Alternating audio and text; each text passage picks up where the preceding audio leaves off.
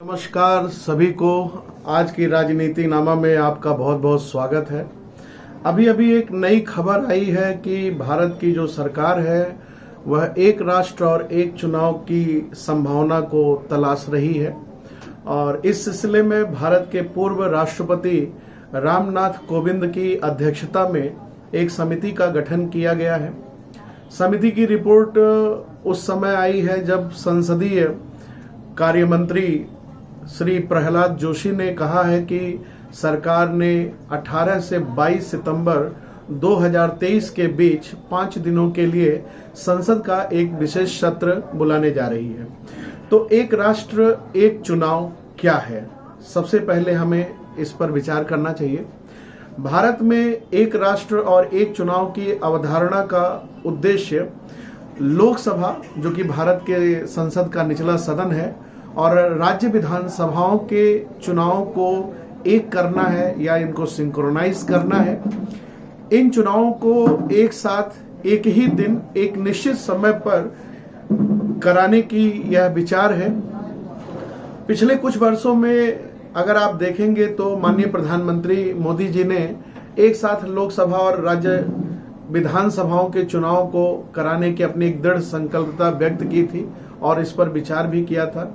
इसी के लिए रामनाथ कोविंद जी को जिम्मेदारी सौंपने का निर्णय लिया गया।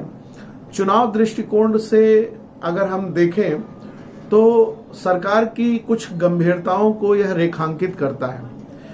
अभी हम 5 राज्यों में विधानसभा चुनाव, जो कि इस साल नवंबर या दिसंबर में होने वाले हैं, जिनके बाद लोकसभा चुनाव होंगे जो कि मई और जून 2024 में होने की संभावना है। हालांकि सरकार के जो ये हालिया कदम है, इनसे यह संभावना व्यक्त की जा रही है कि हो सकता है सरकार आम चुनाव में और कुछ राज्यों के राज्य चुनाव को आगे बढ़ाना चाहती है, जो कि लोकसभा चुनाव के बाद और उसके साथ निर्धारित हैं। जैसा कि खबरों में हमें देखने को मिल रहा है, अखबारों में रोजमर्रा आप जो है इसके बारे में पढ़ ही रहे होंगे। तो एक राष्ट्र एक चुनाव के फायदे क्या है और नुकसान क्या है, अगर हम इस पर बात करें तो एक राष्ट्र एक चुनाव का प्राथमिक लाभ चुनाव कराने की जो लागत है उसकी कमी है, क्योंकि प्रत्येक अलग अलग चुनाव के लिए भारी मात्रा में जो वित्तीय संसाधनों की आवश्यकता होती है।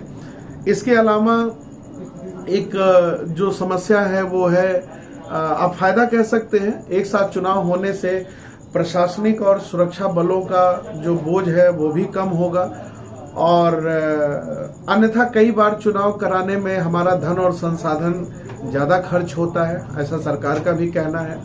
और रिपोर्ट के अनुसार एक राष्ट्र एक चुनाव के कार्यान्वयन के साथ सरकार चुनावी मोड में रहने के बजाय शासन पर अधिक ध्यान केंद्रित कर सकती है, जैसा कि सरकार का ये कहना भी है, और जो अक्सर नीति के कार्यान्वयन में बाधा डालती है, ऐसा सरकार का कहना है।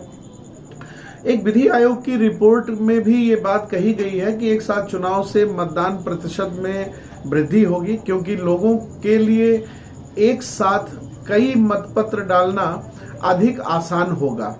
इसके अलावा भी अगर हम देखें तो इसके कुछ नुकसान भी हैं, आप कह सकते हैं। एक इसका विपक्ष का भी तर्क हो सकता है।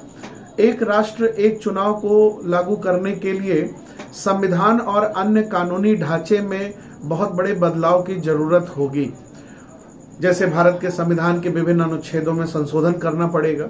एक राष्ट्र एक चुनाव के लिए संवैधानिक संशोधनों की आवश्यकता होगी और फिर इसे राज्य विधानसभाओं में ले जाना होगा, जो कि एक संघीय ढांचे में संवैधानिक संशोधन करने की मूलभूत आवश्यकता है।